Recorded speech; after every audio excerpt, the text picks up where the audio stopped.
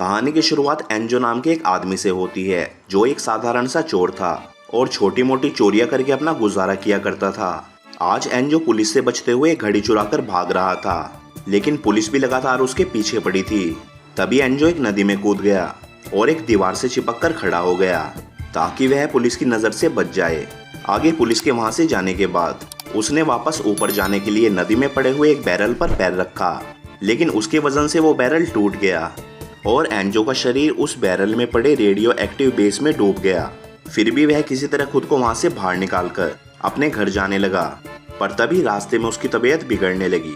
उसके मुंह से एक अजीब सा काला लिक्विड बाहर आ रहा था और घर जाके उसे इसी काले लिक्विड की लगातार उल्टियां हो रही थी, जिसके बाद उसकी तबीयत अचानक और बिगड़ने लगी। लेकिन अगली सुबह जब वो सोकर उठा तो उसे काफी अच्छा महसूस हो रहा था, जिसके बाद वो अपने पड़ोसी से और फिर अपने गैंग मेंबर सरजॉन से जाकर मिला ताकि वो उस चुराई हुई घड़ी को बेच पाए। सर्जियो फार्बियो नाम के गैंगस्टर के लिए काम करता था, जो इतना बेवकूफ आदमी था कि उसने एक आदमी को सिर्फ इसलिए मार दिया कि वो उसके लिए एक गलत रंग का फूल ले आया था। दूसरी तरफ सर्जियो ने एंजो से उस घड़ी को 100 यूरो में खरीद लिया और फिर उसे अपने साथ एक ड्रग डील में चलने को कहा। अब उसे पैसे अच्छे मिल रहे थे तो वो जाने को तैयार हो गया। इसके बाद जब वो सर्जियो के घर डील का सामान लेने पहुंचे तब वहां पर एंजियो पहली बार सर्जियो की बेटी एलिसा से मिला। एलिसिया थोड़ी सी अजीब थी, उसे बच्चों वाली ड्राइंग बनाना और एनिमे देखना पसंद था। उसका ऐसा मानना था कि एक दिन उसे बचाने एक सुपर हीरो जरूर आएगा। फिर रास्ते में सर्जियो ने एंजो को बताया कि एलिसिया की मां की मौत के बाद उसके दिमाग पर बहुत बुरा असर पड़ा, जिसके बाद से उसका बर्ताव पूरी तरह बदल गया। अब वो पूरा दिन सिर्फ कार्टून ही देखती रहती है। अब रास्ते में ये लोग 2 ड्रग सप्लायर्स को बिठाकर एक सुनसान बिल्डिंग के पास आए। ये ड्रग सप्लायर्स वो लोग थे जिनके पेट में सर्जरी करके ड्रग्स के पैकेट्स डाले जाते हैं ताकि पुलिस इनको कभी भी पकड़ ही ना पाए। लेकिन इनमें से एक आदमी के पेट में अचानक ड्रग का पैकेट फट गया और उसके ओवरडोज की वजह से उसकी जान चली गई। ये देखकर उसके भाई ने सारी गलती सर्जियो की बताई और फिर अपनी बंदूक निकालकर उसे शूट करने लगा। लेकिन मरने से पहले सर्जियो ने उस लड़के का सिर दीवार पर मारकर उसकी भी जान ले ली। लेकिन अपनी आखिरी सांस लेते वक्त उस आदमी ने एंजियो को भी गोली मार दी और वो लड़खड़ाते हुए बिल्डिंग से सीधा नीचे जा गिरा, जिसकी जगह कोई और इंसान होता तो तुरंत मारा जाता। लेकिन एंजो किसी तरह बच गया। उसने तुरंत अपनी आंखें खोली और उठ खड़ा हुआ। उसे समझ में नहीं आ रहा था कि उसके साथ ये क्या हुआ।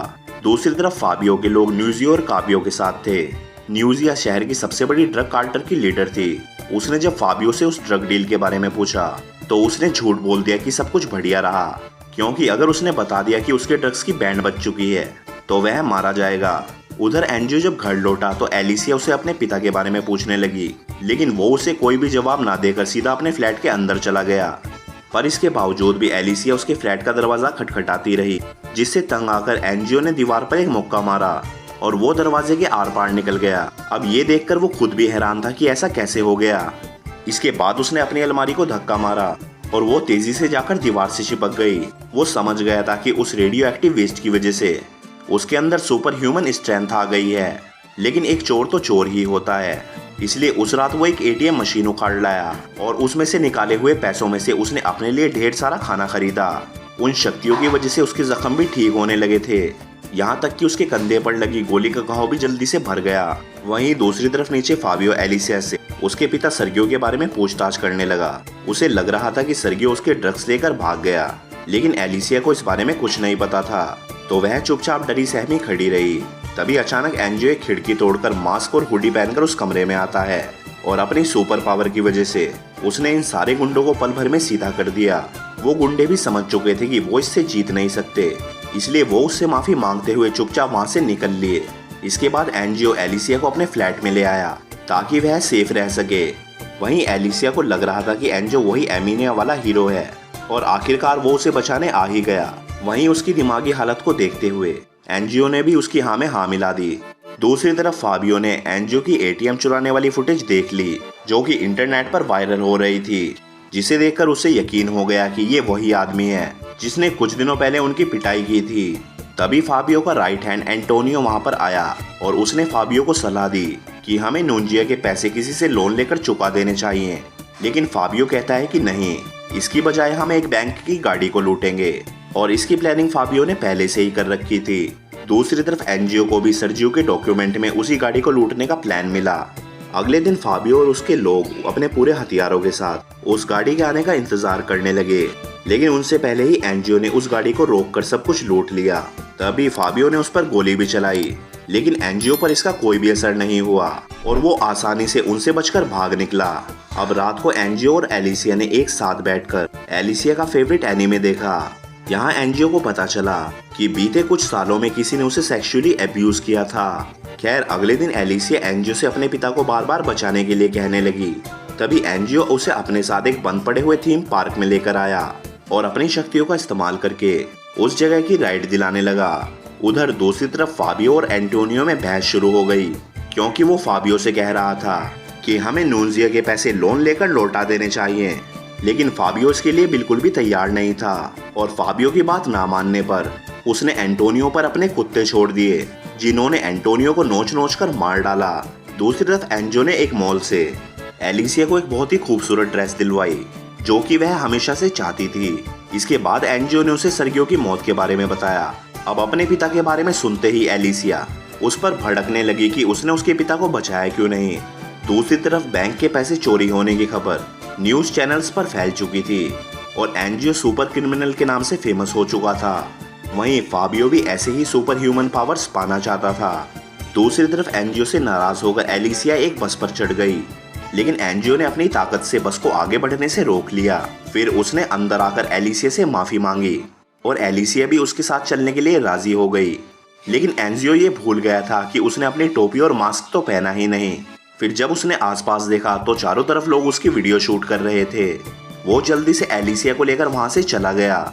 दूसरी तरफ अब कोई भी रास्ता ना होने पर फाबियो ने अपने दूसरे डीलर से पैसे उधार ले लिए ताकि वो नूनजिया से अपना पीछा छुड़वा ले, और तभी नूनजिया भी अपने आदमियों के साथ वहां पर पहुंच गई।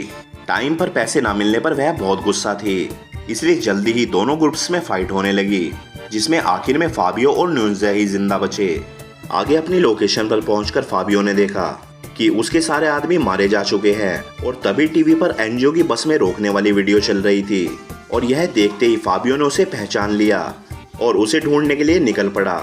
दूसरी तरफ एनजियो और एलिसिया भी दूसरे शहर में भागने की तैयारी में थे, क्योंकि पुलिस को एनजियो की सच्चाई का पता चल गया था, जिसके बाद वो दोनों एक होटल में जाकर रुक गए। तभी फाबियो वहां पर अपनी गन लेकर आ पहुंचा और उसने आते ही एनजियो को बेहोश कर दिया। थोड़ी देर बाद जब एनजियो की आंख खुली तो फाबियो ने उसे डक्ट टेप से पूरी तरह बांध दिया था। उसने एलिसिया की जान के बदले उससे उसकी शक्तियों का राज बताने को कहा। अब एलिसिया की जान बचाने के बदले एनजियो उसे उसी नदी के किनारे ले आया और उसे पूरी बात बताई, लेकिन फाबियो को उस पर यकीन नहीं हुआ। इसी दौरान नूनजिया भी अपने लोगों के साथ वहां पर आ गई और उन लोगों पर अंधाधुंध गोलियां चलाने लगी। इस गोलीबारी में फाबियो और एलिसिया को बहुत सारी गोलियां लगी, जिसके बाद अपना बदला लेने के लिए नूनजिया ने फाबियो का शरीर जलाकर नदी में फेंक दिया। उधर अपनी आखिरी सांसें ले रही एलिसिया ने एनजियो को अपनी ताकत के इस्तेमाल से लोगों की मदद करने के लिए कहा। भले ही एनजियो के शरीर में कितनी भी ताकत थी, लेकिन इस वक्त वह खुद को बहुत ही बेबस महसूस कर रहा था।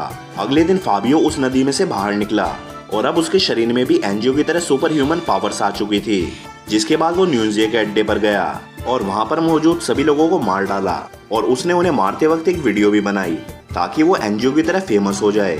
वहीं दूसरी तरफ एनजियो एलिसिया की मौत से परेशान इधर उधर भटक रहा था।